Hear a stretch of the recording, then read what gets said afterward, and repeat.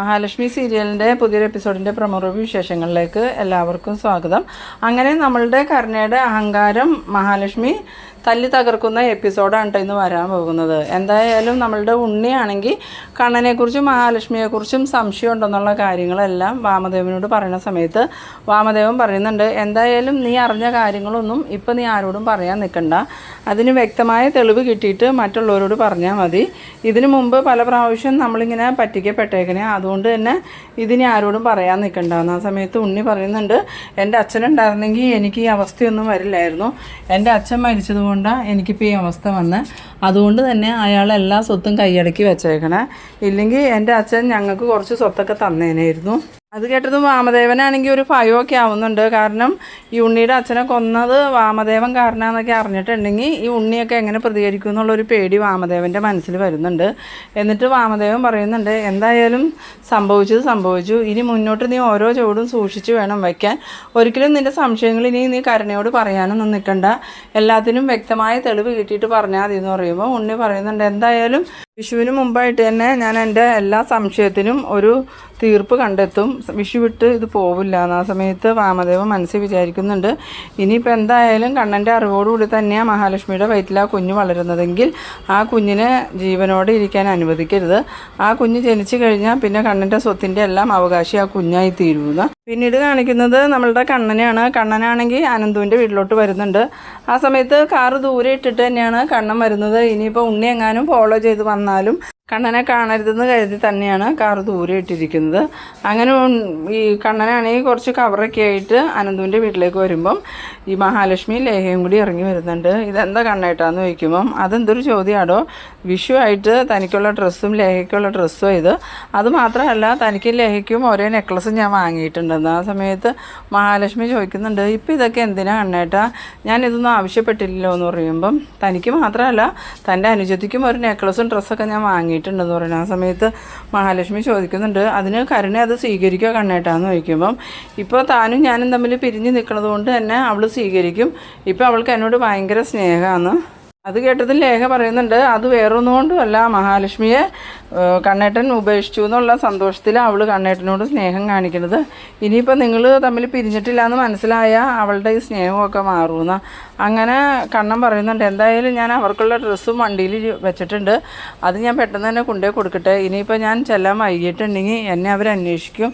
അതുമാത്രമല്ല ഇപ്പോൾ ഉണ്ണിക്ക് എന്നെ എന്തൊക്കെയോ സംശയം ഉണ്ടെന്ന് എനിക്ക് തോന്നണേ, അതുകൊണ്ട് തന്നെ ഇനി ഞാൻ അധികം നേരം ഇവിടെ നിൽക്കണില്ല എന്നും പറഞ്ഞുകൊണ്ട് കണ്ണൻ അവിടെ നിന്ന് പോകുന്നുണ്ട്.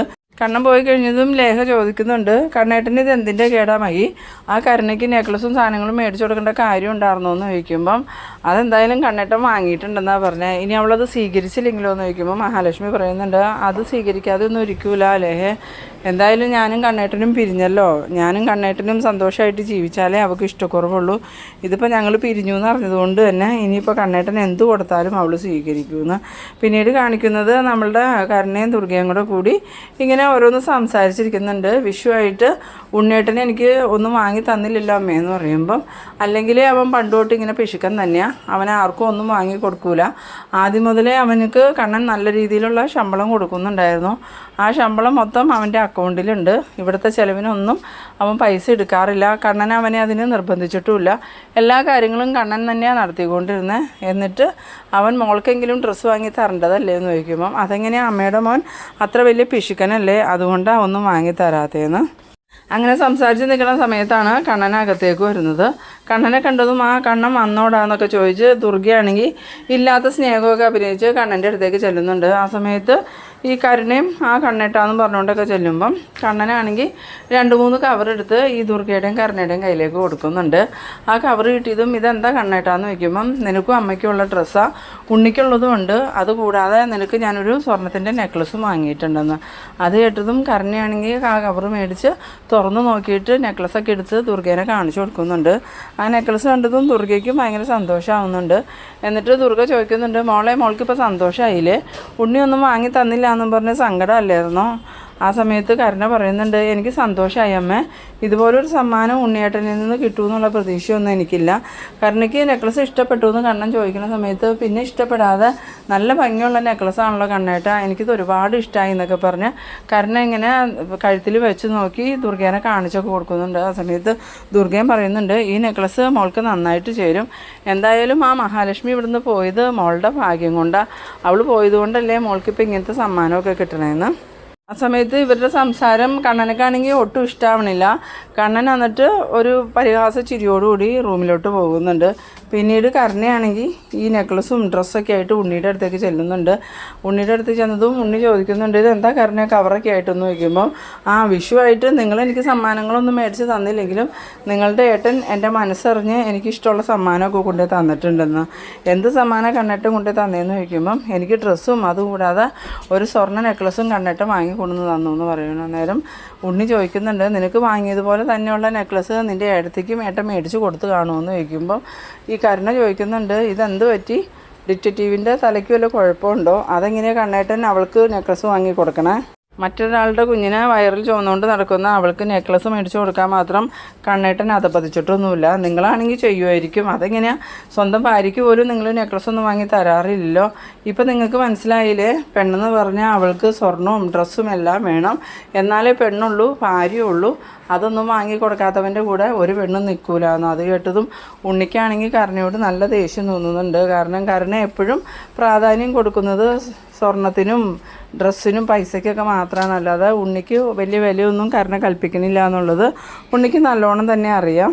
ആ സമയത്ത് ഉണ്ണിക്ക് കരുണയായിട്ട് വഴക്കുണ്ടാക്കാൻ താല്പര്യമില്ലാത്തതുകൊണ്ട് ഉണ്ണി കരുണയോട് പറയുന്നുണ്ട്, നീ വിഷുവായിട്ട് വീട്ടിൽ പോകുന്നുണ്ടോ എന്ന് ചോദിക്കുമ്പം, പിന്നില്ലാതെ വീട്ടിൽ പോകണം, അച്ഛനും മുത്തശ്ശിക്കൊക്കെ ഉള്ള വിഷുക്കോടി കൊണ്ടുപോയി കൊടുക്കണം എന്ന് പറയുമ്പം ഉണ്ണി പറയുന്നുണ്ട്, അത് വേണോ, എന്തായാലും നിൻ്റെ ഇടത്ത് ഇതൊക്കെ കൊണ്ടുപോയി കൊടുക്കൂലേ, പിന്നെ നമ്മളും മേടിക്കണമെന്ന് ചോദിക്കുമ്പം അവൾ കൊണ്ടുപോയി കൊടുക്കണമെന്നൊന്നും നമ്മൾ നോക്കേണ്ട കാര്യമില്ല, നമ്മൾ എന്തായാലും കൊണ്ടുപോയി കൊടുക്കണം, അതിനും നിങ്ങളുടെ ഈ പൈസ ഇല്ലേ മനുഷ്യാന്ന് ചോദിക്കുമ്പോൾ ഉണ്ണി പറയുന്നുണ്ട്, അതിനുള്ള പൈസയൊക്കെ എൻ്റെ കയ്യിലുണ്ട്, എന്തായാലും ഇന്ന് തന്നെ നമുക്ക് പോയി എല്ലാവർക്കുള്ള വിഷുക്കോടിയൊക്കെ മേടിച്ചിട്ട് നാളെ രാവിലെ തന്നെ വീട്ടിലോട്ട് പോകണമെന്ന് പറയുന്നു.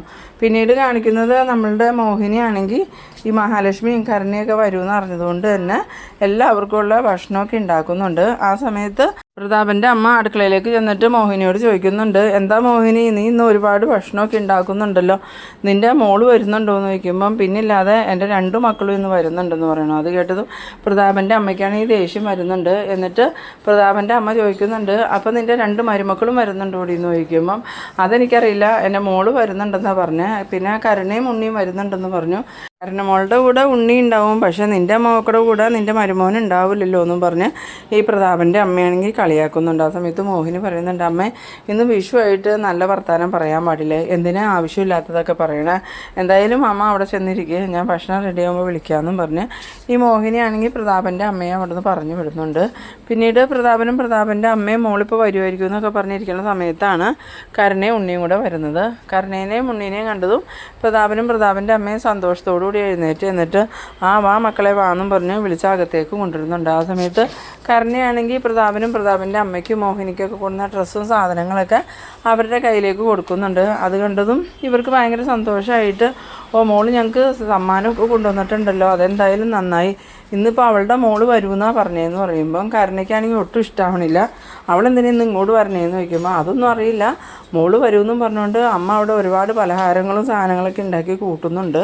ആ സമയത്ത് ഉണ്ണി ഞാനിപ്പോൾ വരാമെന്നും പറഞ്ഞുകൊണ്ട് കാറിൽ കയറി തിരിച്ചു പോകുന്നുണ്ട്. ഉണ്ണി പോയി കഴിഞ്ഞതും കരുണയും പ്രതാപനും പ്രതാപൻ്റെ അമ്മയും കൂടെ കൂടി ഭയങ്കര സന്തോഷത്തോടു കൂടി കരുണ കൊണ്ടുപോയി കൊടുത്ത സാധനങ്ങളൊക്കെ എടുത്ത് നോക്കുന്നുണ്ട്. ആ സമയത്ത് കരുണയാണെങ്കിൽ കണ്ണേൻ്റെ വാങ്ങി തന്ന നെക്ലസ്സാണെന്ന് പറഞ്ഞ് ആ നെക്ലസ് കാണിച്ചു കൊടുക്കുന്നുണ്ട്. അന്നേരം പ്രതാപൻ പറയുന്നുണ്ട്, എന്നാലും ആ മഹാലക്ഷ്മി അവിടുന്ന് പോയതോടുകൂടി മോളുടെ സമയം തെളിഞ്ഞു, അതുകൊണ്ടല്ലേ കണ്ണൻ ഇതുപോലത്തെ സമ്മാനങ്ങളൊക്കെ മോൾക്ക് വാങ്ങി തന്നേന്ന് പറയുമ്പോൾ കരുണ പറയുന്നുണ്ട്, എന്നാലും എൻ്റെ കെട്ടുവൻ വെറും പിശുക്കനായതുകൊണ്ട് ഇങ്ങനത്തെ സമ്മാനങ്ങളൊന്നും കിട്ടുമെന്ന് ഒരിക്കലും പ്രതീക്ഷിക്കേണ്ട, ആ മഹാലക്ഷ്മിയുടെ ഒരു ഭാഗ്യം, എന്നിട്ടും അവളത് തട്ടിത്തെറിപ്പിച്ച് പോയി അച്ഛാന്ന്. അത് കേട്ടതും പ്രതാപൻ പറയുന്നുണ്ട്, അവളങ്ങനെ പോയതുകൊണ്ടല്ലേ മോൾക്കിപ്പോൾ ഈ സമ്മാനങ്ങളൊക്കെ കിട്ടിയത്, അതുമാത്രമല്ല ഇനി മോൾക്കൊരു കുഞ്ഞുണ്ടായിട്ടുണ്ടെങ്കിൽ ആ കുഞ്ഞിനും കണ്ണൻ ഇതുപോലെയൊക്കെ സാധനങ്ങൾ വാങ്ങി കൊടുത്തോളുന്നു. അവരിങ്ങനെ സംസാരിച്ച് നിൽക്കുന്ന സമയത്ത് മഹാലക്ഷ്മി അങ്ങോട്ട് വരുന്നുണ്ട്. മഹാലക്ഷ്മി വരുമ്പോൾ മഹാലക്ഷ്മിയുടെ കയ്യിലാണെങ്കിൽ ഒരുപാട് കവറൊക്കെ ആയിട്ടാണ് മഹാലക്ഷ്മി കാറിൽ നിന്ന് ഇറങ്ങി വരുന്നത്. അത് കണ്ടതും കരുണ പറയുന്നുണ്ട്, ദേ അവൾ വന്നു, അവളുടെ കയ്യിൽ ഒരുപാട് കവറൊക്കെ ഉണ്ടല്ലോ അച്ഛാന്ന് പറയുമ്പം അതവൾ അവളുടെ അമ്മയ്ക്കൊക്കെ സമ്മാനം കൊണ്ടുവന്നതായിരിക്കും, എന്തായാലും അവൾ വരട്ടെ, അവളെ നമുക്കൊന്ന് നാണം കെടുത്തി വിടാമെന്നൊക്കെ പറഞ്ഞ് പ്രതാപനും പ്രതാപൻ്റെ അമ്മ ഇങ്ങനെ സന്തോഷത്തോടു കൂടി കരുണയോട് പറയുന്നുണ്ട്. അങ്ങനെ മഹാലക്ഷ്മി ആണെങ്കിൽ അകത്തേക്ക് വന്ന് കയറിയതും കരുണ ചോദിക്കുന്നുണ്ട്, നീ എന്തിനാടി ഇപ്പം ഇങ്ങോട്ട് വന്നതെന്ന് ചോദിക്കുമ്പം നീ എന്തിനാ വന്നേ, അതിനു വേണ്ടി തന്നെ ഞാനും വന്നതെന്ന് പറയണം. അന്നേരം കരുണ പറയുന്നുണ്ട്, എനിക്ക് എൻ്റെ അച്ഛനും മുത്തശ്ശി ഉണ്ട് ഇവിടെ, അതുകൊണ്ടാണ് ഞാൻ വന്നതെന്ന് പറയുമ്പം നിനക്ക് അച്ഛനും മുത്തശ്ശി ഉണ്ടെങ്കിൽ എനിക്ക് എൻ്റെ അമ്മയുണ്ട്, ഞാൻ എൻ്റെ അമ്മയെ കാണാൻ വന്നതാ, അതിന് നീ ഇതിന് മാത്രം സാധനങ്ങളൊക്കെ കൊടുക്കുന്ന ആർക്കാടിയെന്ന് ചോദിക്കുമ്പം ഇതെൻ്റെ അമ്മയ്ക്ക് കൊടുക്കാൻ കൊടുന്നതാണ്.